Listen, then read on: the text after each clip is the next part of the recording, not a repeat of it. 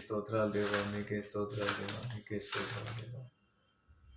స్తోత్రాలు దేవా, స్తోత్రం దేవా, స్తోత్రం దేవా, స్తోత్రం దేవా. హల్లెలూయా. కీర్తనల గ్రంథము 59వ అధ్యాయము 17వ వాక్యము. దేవుడు నాకు ఎత్తైన కోటగాను కృపగల దేవుడుగాను ఉన్నాడు. నా బలమా నిన్నే కీర్తించెదను.